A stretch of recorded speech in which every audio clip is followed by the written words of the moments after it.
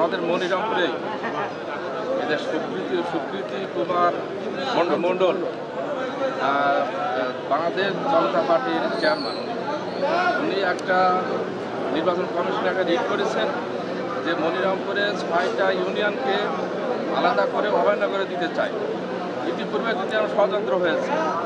আমরা স্পষ্ট বলতে চাই যে হীন চরিতার্থ, তার ব্যক্তিগত স্বার্থ বা অসৎ কোনো উদ্দেশ্য বাস্তবায়নের জন্য উনি এই টার্গেটে কাজ করতেছেন। আমাদের ভাই বলেছেন যে মনিরামপুরে ইতিপূর্বে যত সমস্যা হয়েছে, ভবদাদের সমস্যা, আমরা সম্মিলিতভাবে কিন্তু সেটা চেষ্টা অব্যাহত রেখেছি।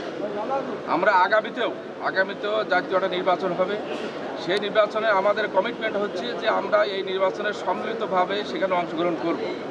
কিন্তু কোনো ধরনের ষড়যন্ত্র করে যাতে নির্বাচন বানচাল করা বা কোনো ধরনের আমাদের মধ্যে কোনো ডিভাইডের সৃষ্টি করে সংখ্যালঘু সংখ্যাগরিষ্ঠ, এটা আমরা কখনো কিন্তু মনে করি না।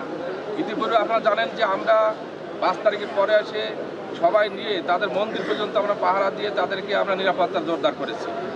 এখনও পর্যন্ত বলে যাচ্ছি যে এখানে সংখ্যালঘু সম্প্রদায়, আমরা এটা মনে করি না। আমরা সবাই সমান এবং সবার অধিকার সম্মিলিত যাতে থাকে, আমরা সে সম্মিলিতভাবে প্রচেষ্টা করব। আমরা এই কথা দাঁতন করতে বলতে চাই যে আমাদের আসনটা যেভাবে আছে সেইভাবেই আমাদের আজকের এই সমাবেশ থেকে জোর দাবি থাকবে যে এই কায়দায় যেভাবে আমরা নির্বাচন ইতিপূর্বে করেছি, আগামী জাতীয় নির্বাচনটা আমরা এইভাবেই করতে চাই। এখানে কোনো ধরনের ষড়যন্ত্র যাতে না করতে পারে, সবাইকে চোখ কান খোলা রাখতে হবে এবং আমরা ইউনো মহোদয়ের মাধ্যমে আমরা সেই স্মারকলিপিটা দিয়ে নির্বাচন কমিশনে আমরা পাঠাতে চাই যাতে আমাদের এটা অক্ষুণ্ণ থাকে, অখণ্ডভাবে যাতে আমরা আগামী জাতীয় নির্বাচন আমরা অংশগ্রহণ করতে পারি। আমি সবাইকে সম্মিলিতভাবে এখানে সহায়তা করার আহ্বান রেখে আমার কথা শেষ করছি। আসসালামু আলাইকুম।